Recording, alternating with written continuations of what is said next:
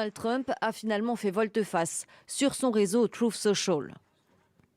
Les États-Unis d'Amérique et l'Iran ont eu ces 2 derniers jours des échanges très constructifs et fructueux en vue d'un règlement complet et définitif de nos hostilités au Moyen-Orient. Envolé donc l'ultimatum lancé samedi par le président des États-Unis au régime iranien. Donald Trump avait donné jusqu'à lundi soir aux autorités iraniennes pour rouvrir le détroit d'Ormuz, par lequel transite notamment 20% du pétrole consommé dans le monde. Il menaçait d'anéantir les centrales électriques iraniennes si Téhéran refusait de se plier à cette exigence. Mais au lieu de ça, l'Iran avait menacé à son tour de poser des mines navales dans le Golfe et de frapper les installations électriques américaines en cas d'attaque de ses côtes. Ces menaces, couplées aux avertissements du chef de l'Agence internationale de l'énergie, ont-elles eu un effet sur Donald Trump? Fatih Birol avait en effet alerté un peu plus tôt. La guerre au Moyen-Orient pourrait provoquer, selon lui, la plus grave crise énergétique mondiale de ces dernières décennies. Publié juste avant l'ouverture de la bourse de Wall Street, le message de Donald Trump a en tout cas eu un effet immédiat. Les cours du pétrole au plus haut ont immédiatement chuté. De son côté, Téhéran n'a pas confirmé être en négociation avec Washington. Ces derniers développements interviennent alors que la capitale Téhéran a de nouveau été ciblée par des frappes israélo-américaines ces dernières heures. Jérusalem ce lundi matin. Des sirènes retentissent dans toute la ville. Au 24e jour de guerre avec l'Iran, une attaque est imminente.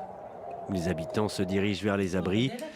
Comme ailleurs dans le pays, les rassemblements publics sont désormais limités à un maximum de 50 personnes à condition qu'un abri soit accessible en cas d'attaque.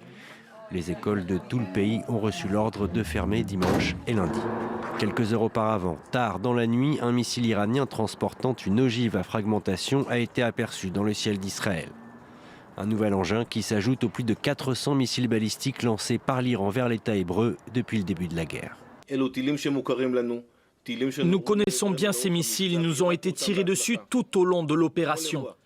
À chaque fois, nous analysons l'ensemble du processus de la détection à l'interception et nous découvrons de nouveaux éléments. Nous affinons, nous corrigeons, nous nous adaptons.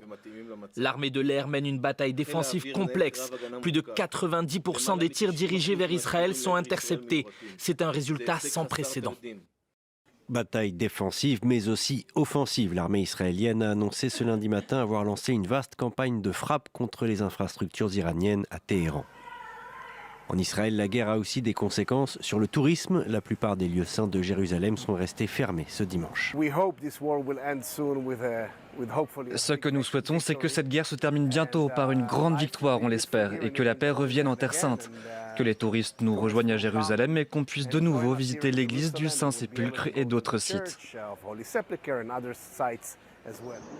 La guerre en Iran a aussi entraîné la fermeture de l'esplanade des mosquées pendant la majeure partie du Ramadan qui s'est achevée vendredi.